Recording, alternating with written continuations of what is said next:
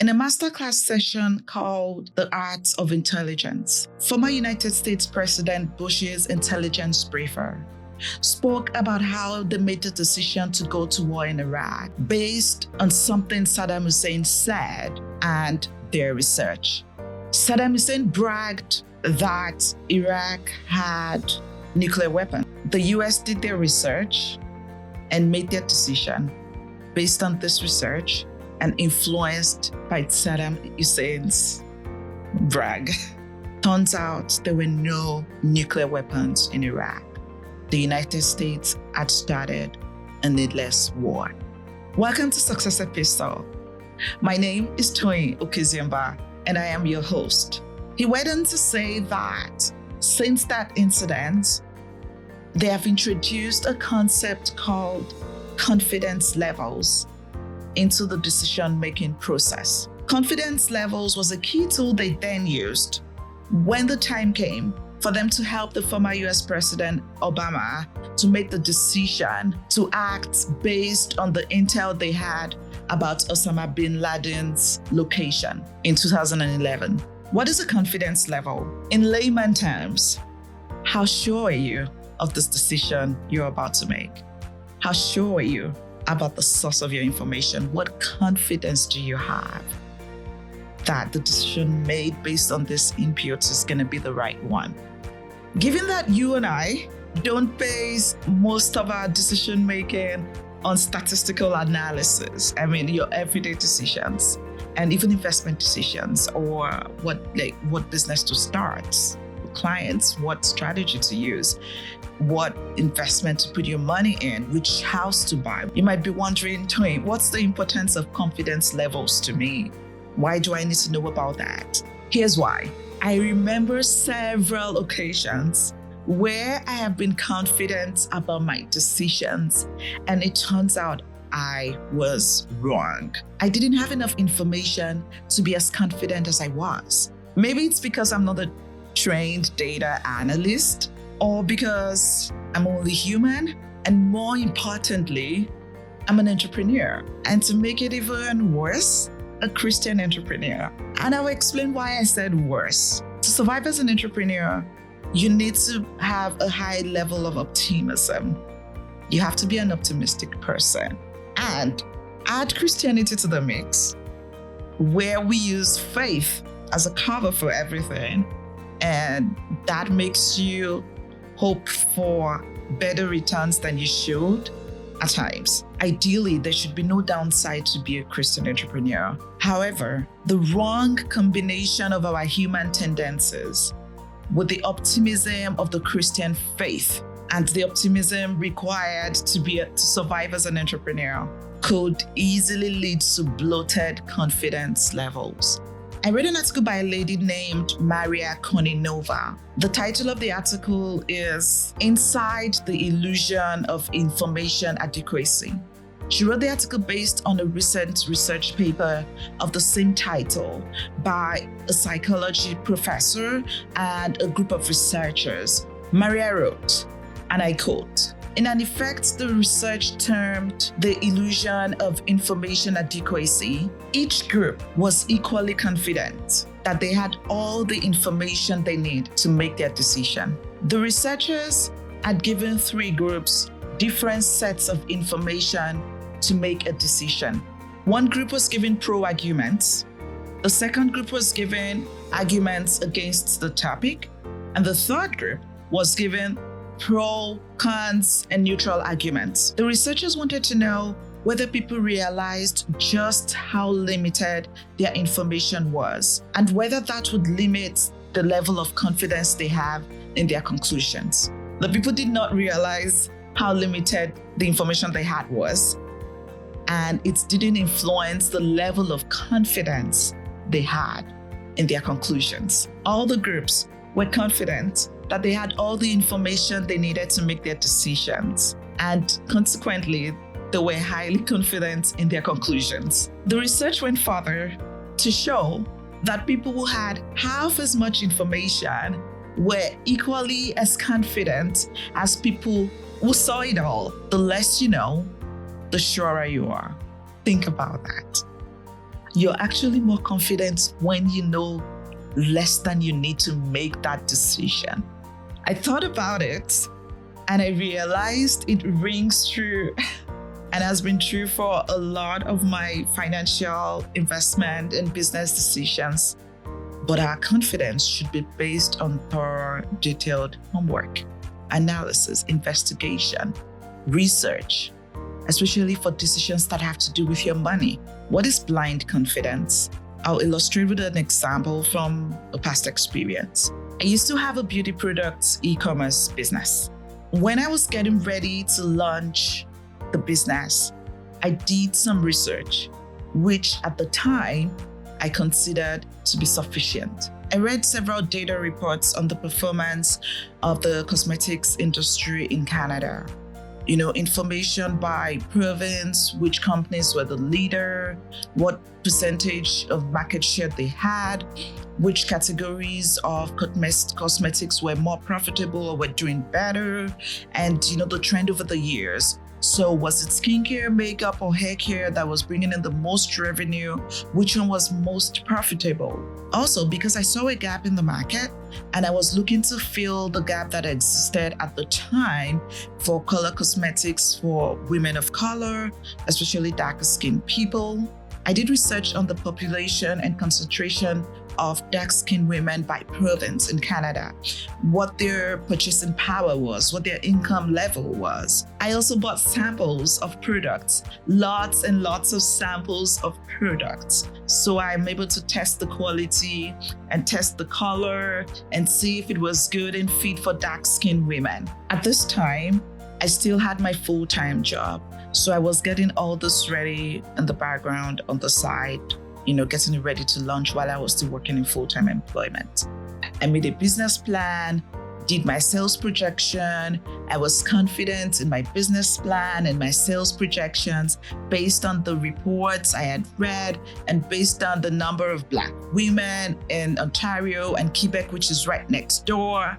And based on the price people had told me they were willing to pay and how often I had read people buy these products. I had big dreams for this business and I could see the bright future that lay ahead. I could literally feel it. I could touch it. I started considering leaving my full-time job so I can give the full-time attention and focus to this business I was trying to get off the ground. So I did what most of us Christians do. I prayed about this decision.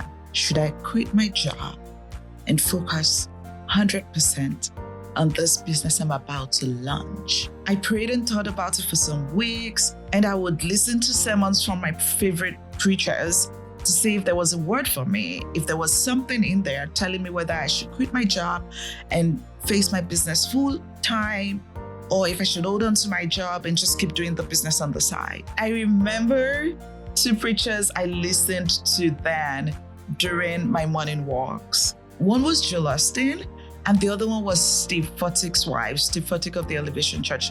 That message was preached by his wife. And both messages talked about launching into the deep, stepping out in faith. And, they gave examples of different times in their lives and ministries that they had taken a step of faith and launched out, and God had, showed forth and blessed their faith. And it's not a decision they regret, and it was just wonderful. The things they believed for happened. A few more messages like that, and I was confident that I should resign my job and face the business full time. I was confident that this was my leap of faith. So I made the decision and I gave notice at work and quit my job. I was confident in my decision. I was confident in God and His ability to make my business successful. As you know, if you've been listening to this podcast for a while, the business did not succeed. But here's the point I'm making today. I was blindly confident in my decision to quit my job. I hadn't even given the business a test run. I had never sold makeup before. I had never done business in Canada. Yes, I had been an entrepreneur before, but that was before I got to Canada. And this was my first e-commerce venture ever. I knew nothing about marketing on social media. I knew nothing about SEO strategies and how expensive it gets very quickly. I had hoped for the kind of success that makeup companies that focused on dark people in the United States were having. One of the things I didn't know was that logistics and distribution was a very different ball game in Canada than it was in the United States. Canada is spread out. People are scattered all over. Shipping is expensive. In the United States, shipping is cheap. In the United States, communities are condensed. So your local community can make your e-commerce business do well.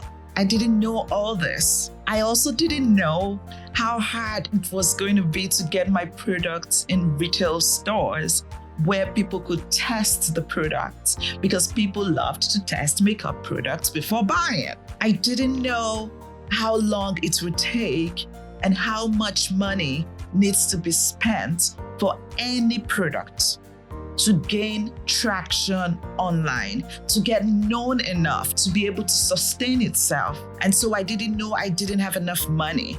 I didn't know that women were very loyal to their foundation and powder makeup brands, even if the shades didn't exactly match, and that it would take a lot of convincing to make them switch to a different brand. You might wonder why I didn't know this. Now, this is a big one. This is a huge shocker. In it, sometimes I wonder, like I tell people now, oh, I used to have a makeup business, and people who used to know me go, but you don't even like makeup. I didn't know that I could get to sales and profitability faster if I had launched with lip products that could be used by women of any skin color. I just listed a lot of things I didn't know. But at the time I was making the decision to quit my job, I thought I knew everything I needed to know to make that decision. And that the only way to know the things I didn't know was by taking a full plunge. Why did I tell you this story with such level of detail? It is because I wanted to make it clear to you that I shouldn't have been as confident as I was in the decision to quit my job. This is not about the decision to start the business or launch the business. No, this is about, should I have quit my job when I did? A little more humility in acknowledging that I was a novice in the beauty and cosmetics industry could have made me tread more carefully. I might have asked more questions and maybe held onto my job for a little longer. The thing about the Bible and the scriptures is that the scriptures are complete, and we cannot just take a part of it that suits us and expect to achieve great results. You might tell me about people like Joshua and Gideon, who God called to lead his people without prior experience, and to win wars and take over cities.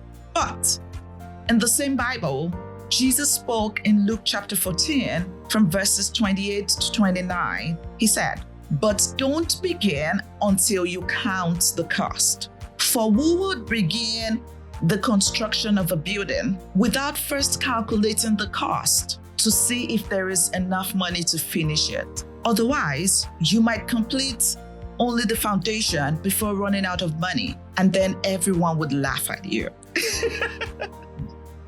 I don't know, that part always makes me laugh. That part about everyone laughing at you. I'm like, oh Jesus, you're funny sometimes.